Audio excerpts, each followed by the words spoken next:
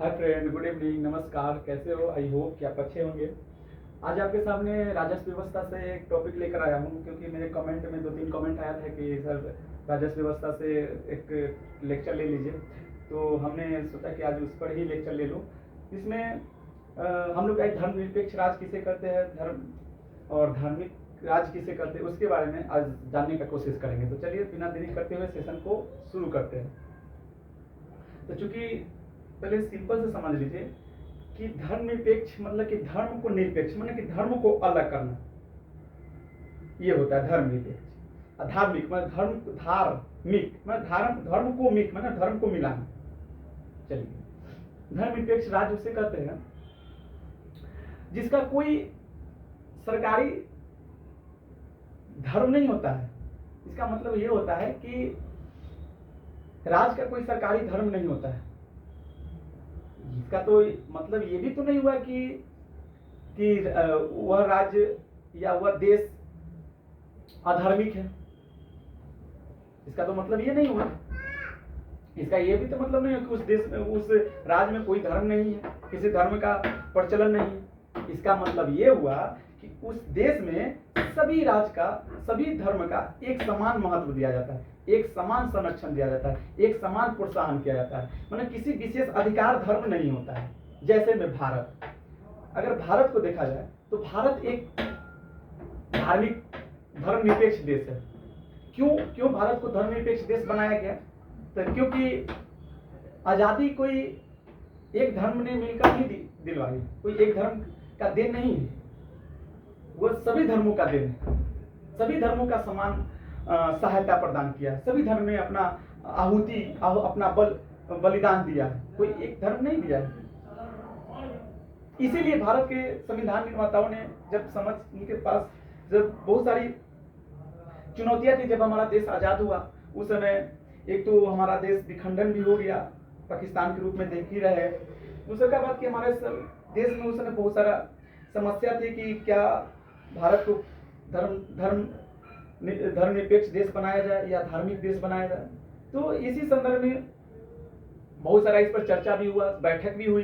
सभी से निर्णय हुआ कि नहीं, भारत को धर्मनिरपेक्ष देश बनाया जाए, क्योंकि भारत में सभी धर्म मिलकर भारत को आजादी दिलवाया था।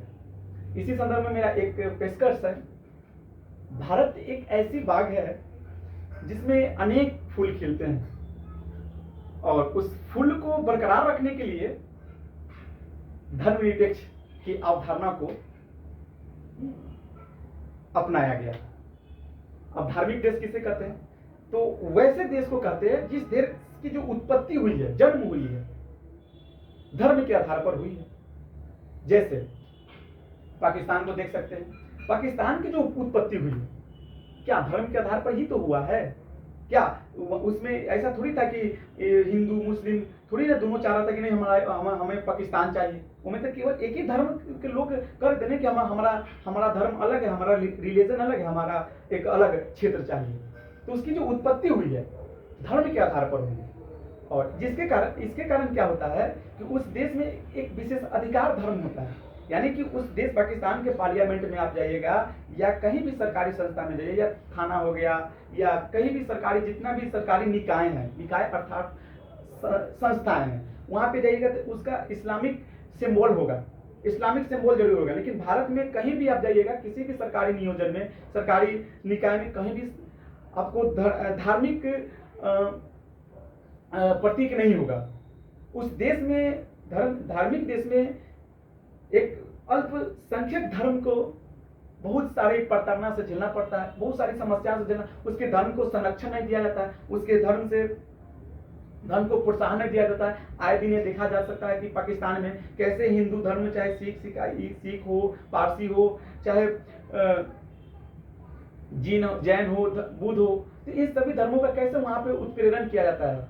वहां पे उन लोगों को सरकार के द्वारा संरक्षण नहीं दिया जाता। आप देखते होइएगा कि सुनते होइएगा कि पाकिस्तान में हिंदू मंदिर टूट गया, बुद्ध मंदिर तोड़ दिया। अफगानिस्तान में जो सबसे बड़ा बुद्ध का मंदिर हुआ करता था, बुद्ध का प्रतिमा था पाकिस्तान में, वहां गंधार में, वहां तोड़ दिया। तो ये क्या है? ये सब धार्मिक देश है। इस देश में उस धर्म के अलावा किसी धर्म को संरक्षण नहीं दिया जाता है। और इसकी कमियां क्या है कि उस देश में जो अल्पसंख्यक धर्म की जो जो कार्यक्रम होती है, धार्मिक कार्यक्रम, उस दरमियान उसमें छुट्टी, सरकारी छुट्टी नहीं होता है।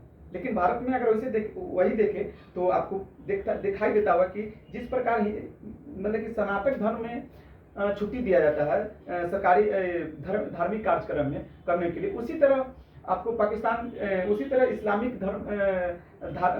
कार्यक्रम करने के लिए आपको छुट्टी दिया जाता है। उसी तरह आपको पारसी धर्म से संबंधित कार्यक्रम के लिए छुट्टी दिया जाता है। तो इसीलिए ये जो धर्म है वो हमारा जो भारत जो है धर्मनिरपेक्ष देश है।